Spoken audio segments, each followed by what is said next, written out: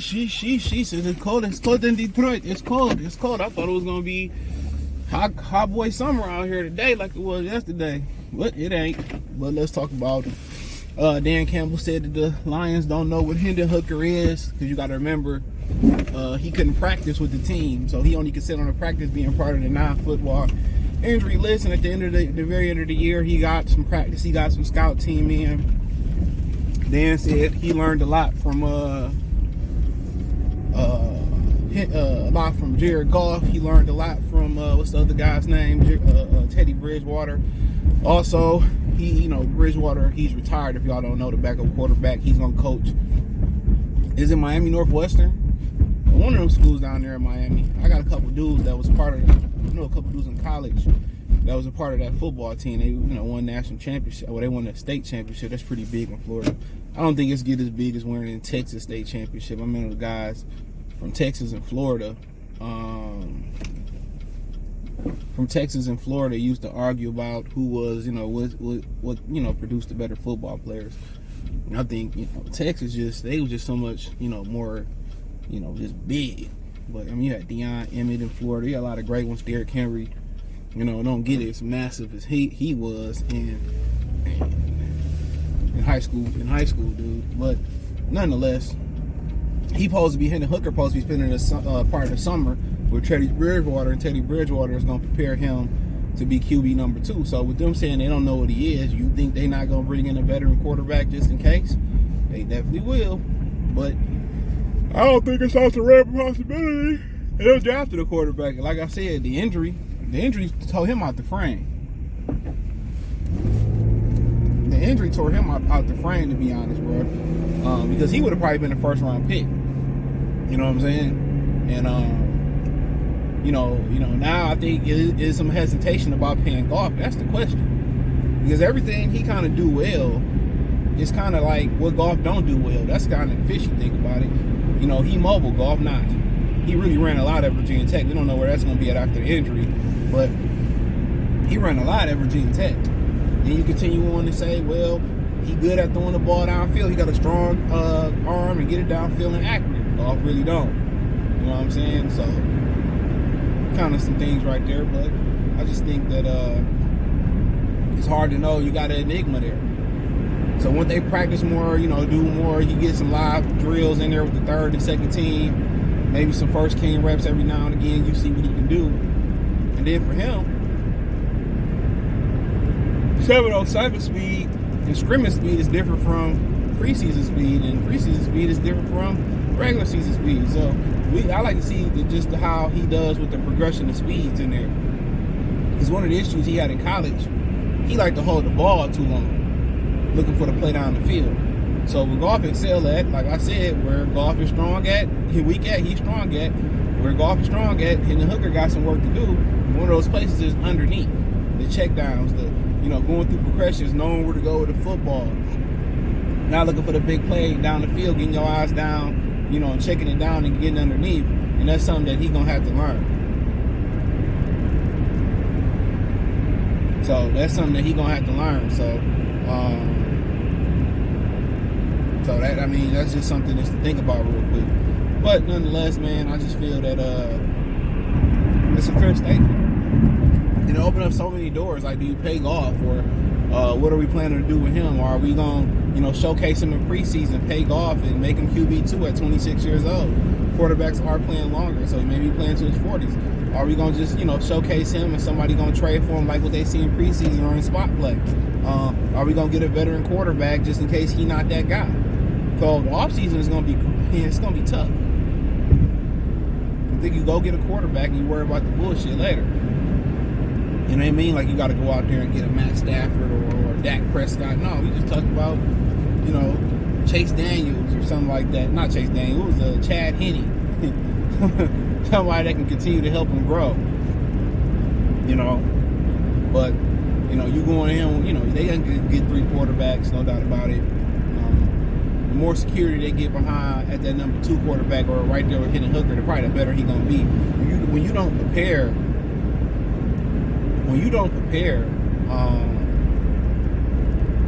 I feel like when you don't prepare I feel like when you don't prepare, you like, well, we gonna just depend on him. Then that's when you that's when the universe gonna make you depend on him, and he ain't gonna be ready. Now, if you over prepare, you tend to be more ready. You be like, man, I paid this back up all this money. This dude out here balling. This hooker out here balling. Now I get the backup. Hooker wouldn't be doing shit. That's just how it goes. So you gotta be prepared for anything, especially the quarterback position. You know, what if Philadelphia wasn't prepared with Nick Foles? You know what I'm saying? You know, what if they weren't prepared with Nick Foles? You know, so that's just something that you got to think about for a minute. You know, that's just something that you got to think about. You know, if they weren't prepared for him to come in and do his thing or whatever the situation may be. So, but yeah, I think it's a fair assessment. You don't know what he is. You know, it's an enigma. Yeah, it doesn't surprise me at all. Yeah, it doesn't surprise me at all. You know, so I'm cool with that. You know, I thought they're gonna explore I think they're gonna explore quarterbacks in the draft. Because that's what you gotta do. You gotta turn over every stone and you know, everything, through all the leaves and shit. So, but yeah, you know, Hooker. You know, everybody say, oh, he's definitely the guy, and he's this. I mean, you just never know in this league. Coming off an knee injury, you know. So I definitely understand what they drafted. When you see the value and the character in the young guy. And shout out to Teddy Bridgewater. That's why you go bring in guys like Teddy Bridgewater. You know, who gonna help this kid in his spirit time. Who gonna stay with him, show him what it means to be a pro. You know what I'm saying? That's what it's about. That's what it's about. Showing, you know, not just, you know, how the X's and O's. I mean, a lot of these dudes be needing them veterans to show them, you know, the pitfalls. I talked about Justin Jefferson in one of the videos. The Jerry Sneed video came up that, you know, and, you know, he's rumors that he told a IG model to get rid of him. Man, listen to me. If I don't tell y'all nothing else in this channel, man, real talk, man, sometimes I get caught up in it too, man. Leave that shit alone, bro. You know, leave that internet shit dating alone, man. Y'all, they be talking about niggas being weird and shit, man. Man, it's a bunch of weird assholes on there, man. Real talk. Non-social, awkward, man. If you ain't, like, if you don't know them, like, from high school or school like that, you know, you got the, you know, trans gentlemen out here and all that stuff. They be fooling, not being honest. Man, let that go, man, to be honest, bro. Ain't nothing on there, bro. Ain't nothing on there, man. A lot of dudes be coming at the women left on them apps because that's what it's for. That's what these women want to fake like they ain't on there to fuck. You know what I'm saying? So the dudes that get direct with them, I mean, at the end of the day, you know women tell you one thing, but that's, you know, but they want the opposite. Oh, you know, I want you to do this and be a gentleman, but bring flowers, nigga. Don't you dare. The fish ain't gonna tell you how to catch it. So yeah, leave that alone, man. Any woman that doing OnlyFans, any woman that's a porn star, any woman that's a sex worker, a stripper, a shot girl, man, shit, even gotta look out for bartenders and shit too, man. You know what I'm saying? Ain't nothing good coming out of that, bro. Ain't nothing good oh, you insecure or man, yeah, shit. Ain't nothing good coming out of that, bro. Listen to me, ain't nothing coming good out of that, man. I give y'all, you know, most of the time women got tattoos here. Ain't nothing good coming out of it. You know what I'm saying? You know where you at in life right now, young man, y'all ain't gonna be there in 10, 15 years. Y'all lucky enough to be around. Y'all money gonna get up. You might end up getting into business, and you know you got to bring a woman around that niggas done seen her ass on the internet, or she got tattoos all right here and shit like that. You know what I'm saying? You feel me? That's why you don't really deal with stuff like that. And that's the same for y'all. Don't go get them tattoos and stuff. You don't know what type of doors gonna open. At least where people can see them at. Damn, every woman I dealt with tattoos right here, man, they wasn't shit. They was fun. And if you want to have your fun with them, you know, strap up. It was fun. You see women like that, it's fun. And you always should strap up. Listen, even if you ain't got a condom, bro, go get one. And if you can't go get one, you know, then, hey, it ain't meant to be. It ain't meant to be, bro. You know, just giving y'all a real game, bro.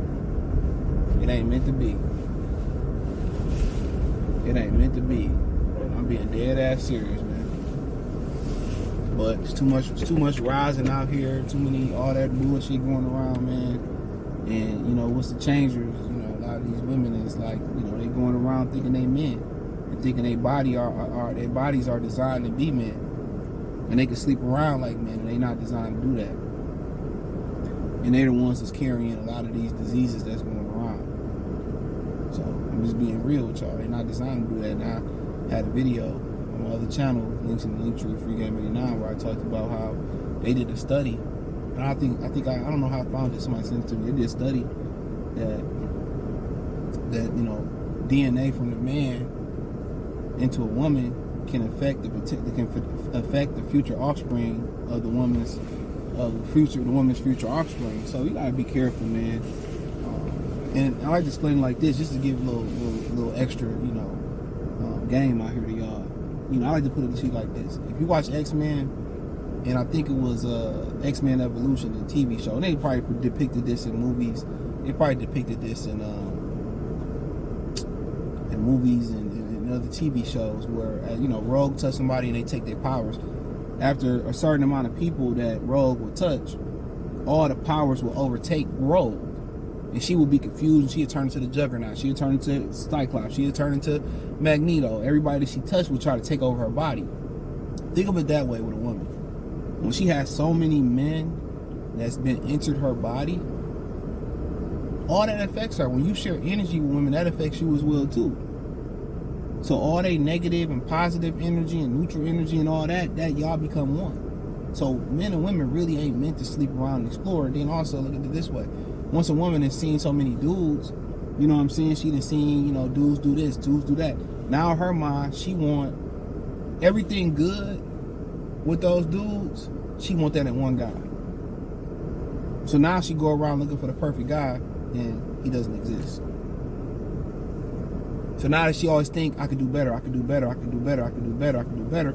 And when women tend to come back, when they tend to come back to get at you, they tend to come back because they couldn't do no better. So the girl that didn't look at you in high school, and now you got your shit together, you might have bossed up, you look better, got a beard, you cleaned up, you know what I'm saying, you got some money, whatever, or whatever the situation may be. You got taller, you lost some weight, or you know, you just, you know, whatever. Now she want to come back. No, it's, man, she couldn't do better. And as you take her back, as soon as you do better, as soon as she can do better, she gonna do better. She gonna do better. It don't matter. Had a homie, man, I'll be keeping nigga name anonymous, man. Guy with a girl, a real nice dude. That's why he can't be a nice guy. He bought a girl a restaurant spot or whatever. You know, the girl got the spot in her name and everything. First thing she did was leave him, divorce him. So, like I said, it's a treacherous world, man. He still continued to be a nice guy to this day. But it didn't take me long not to be a nice guy. You know, the world turn you cold. The world will turn you into a beast, bro. So I don't tolerate bullshit. So hey, thumbs up the video, share the video, subscribe to the channel. A little life lesson at the end, man. Check out Detroit Lions Talk playlist. Hit the link tree. Find me on Twitter, Instagram, Spotify, Anchor, Cash App, Venmo, PayPal, Apple Podcasts, Google Podcasts, the whole nine. Peace.